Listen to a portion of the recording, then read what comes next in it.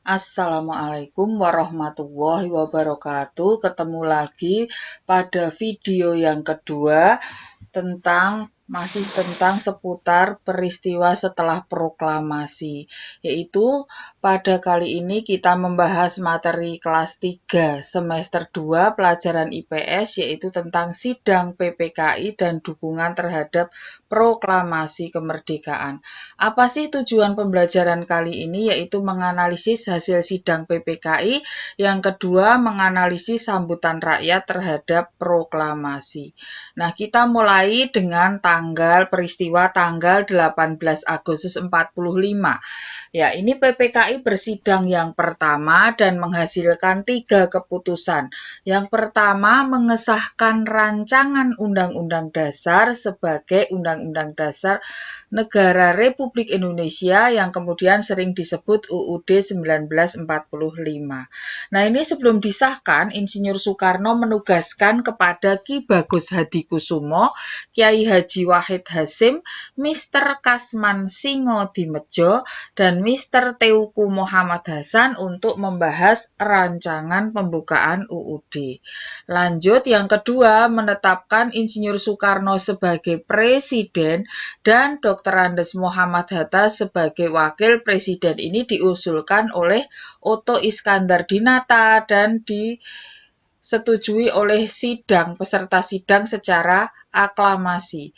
Yang ketiga, untuk sementara waktu dibentuk Komite Nasional Indonesia untuk membantu Presiden, ya. Lanjut, tanggal 19 Agustus 1945. Ya, PPKI bersidang yang kedua hasilnya ada 4. Yang pertama, menetapkan wilayah Indonesia menjadi 8 provinsi. Ya, dalam hal ini Presiden Soekarno membentuk panitia kecil jumlahnya 9 orang dipimpin Otto Iskandar Dinata untuk menetapkan provinsi Indonesia. Yang kedua, menetapkan 12 departemen kementerian beserta menterinya dan 4 kementerian negara. Ya, Presiden Soekarno dalam hal ini membentuk panitia kecil, pimpinannya adalah Ahmad Subarjo, anggotanya Sutarto Karto Hadikusumo, dan Mr. Kasman Singodimedjo untuk membahas susunan kementerian.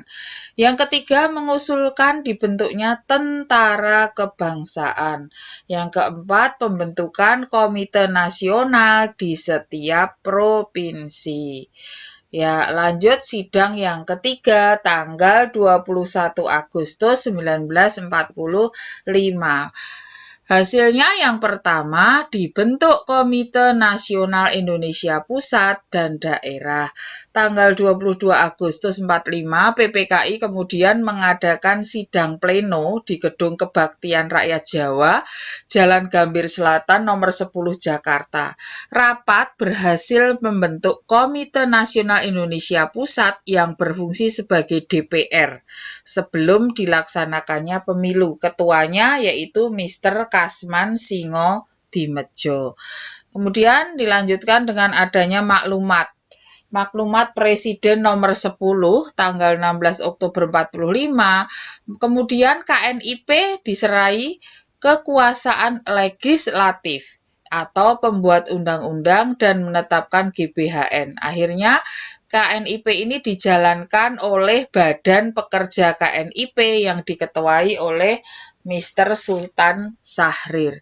Yang kedua, dibentuk Partai Nasional Indonesia. Ini tadinya mau ditetapkan sebagai satu-satunya partai, tetapi rakyat banyak yang menolak. Yang ketiga, dibentuk Badan Keamanan Rakyat atau BKR. Tugasnya yaitu menjaga keselamatan dan keamanan rakyat dan bukan sebagai Tentara Nasional Indonesia. Ketuanya Kaprawi. Nah, akhirnya terjadi protes dari rakyat. Kenapa kok tidak dibentuk ketentaraan? Dan karena keadaan, yaitu dengan datangnya sekutu yang akhirnya mengganggu Indonesia atau di mana-mana kemudian terjadi pertempuran, akhirnya BKR diganti TKR atau Tentara Keamanan Rakyat pada tanggal 5 Oktober 45. Markasnya di Yogyakarta, ketuanya Urip Sumoharjo. Panglima TKR-nya diangkat Supriyadi, akan tetapi dilantik sampai sekian lama tidak pernah hadir, kemudian diganti oleh Sudirman.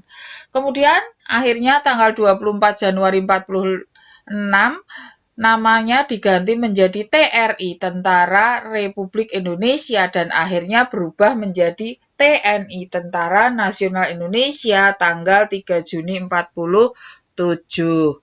Nah, setelah bersidang 3 kali, pada tanggal 29 Agustus 45, PPKI dibubarkan bersamaan dengan dilantiknya anggota Komite Nasional Indonesia Pusat oleh Presiden Soekarno.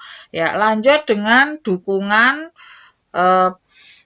spontan terhadap proklamasi. Ya, yang pertama yaitu dukungan dari Komite Van Aksi Menteng 31. Komite Van Aksi Menteng 31 ini terdiri dari Laskar Pemuda, beberapa Laskar Pemuda. Yang pertama adalah Laskar Perjuangan API, Angkatan Pemuda Indonesia, BARA, BBI. Nah, ini mengeluarkan manifesto yang disebut Suara Rakyat nomor 1. Lanjut, tanggal 5 September 45, Sri Sultan Hamengkubuwono ke-9 menyatakan dukungannya terhadap Republik Indonesia dan menyatakan bahwa negeri Yogyakarta Hadiningrat yang berbentuk kerajaan menjadi bagian dalam negara Republik Indonesia. Kemudian tanggal 19 September 45 terjadi rapat raksasa di lapangan Ikada. Ini dipelopori oleh para pemuda yang tergabung dalam Komite Van Aksi Menteng 31. Mereka menghendaki agar para pemimpin perjuangan kemerdekaan dapat bertemu langsung dengan rakyatnya. Akhirnya disetujui, Soekarno-Hatta datang ke lapangan Ikada, akan tetapi di sana itu sudah dijaga dengan tentara Jepang yang bersenjata lengkap, maka kemudian Soekarno akhirnya tidak jadi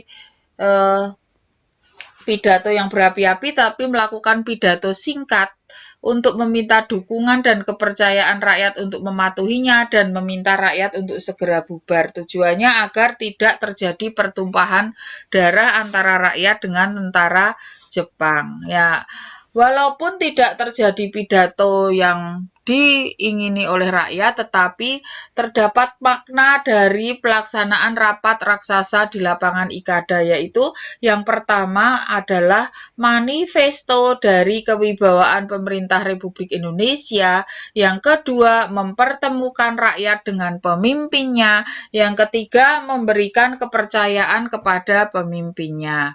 Ya, lanjut. Nah, setelah itu di mana-mana terjadi tindakan heroik melawan Jepang karena kita sudah merasa merdeka, maka terjadi di berbagai wilayah merebut kekuasaan Jepang dan merebut senjata dari Jepang. Yang pertama adalah di Surabaya. Pada bulan September 45, BKR berhasil merebut senjata di gudang Mesio Don Bosco, kemudian merebut penyimpanan senjata dan pemancar radio di Jalan Embong Malang, dan tanggal 1 Oktober 45 berhasil merebut markas Kempetai, yaitu markasnya polisi rahasia Jepang.